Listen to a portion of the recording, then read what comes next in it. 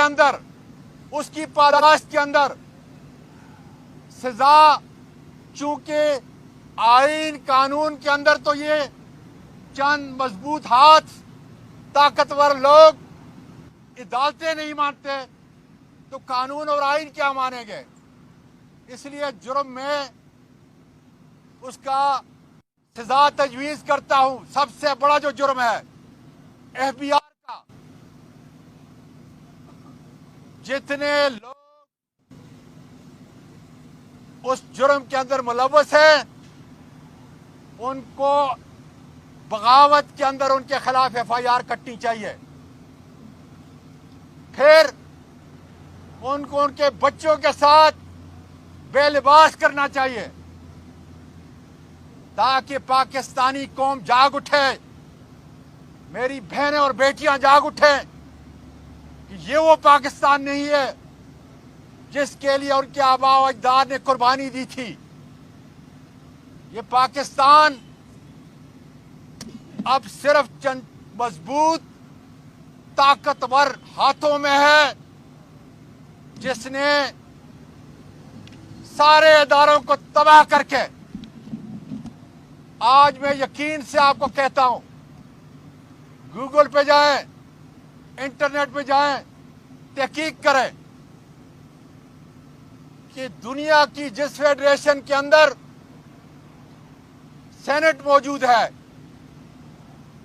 وہاں 2 سینیٹر کی اگر کمیٹی بنتی ہے تو وہاں بڑے سے بڑا وہ آرمی چیف ہے یا کسی اور ادارے کا بڑا، اس عوام کے نمائندوں کے سامنے پیش ہو کر ان کو جواب دہ ہونا پڑتا ہے۔ آج 2 ہفتے ہو گئے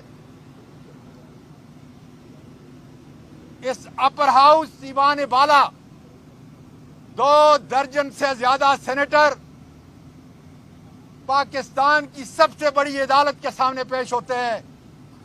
اور اپنے 3 مطالبات کو دہراتے ہیں۔ میرے ملک کے لوگوں، میری بیٹیوں، میری بہنوں، اس لیے عمران خان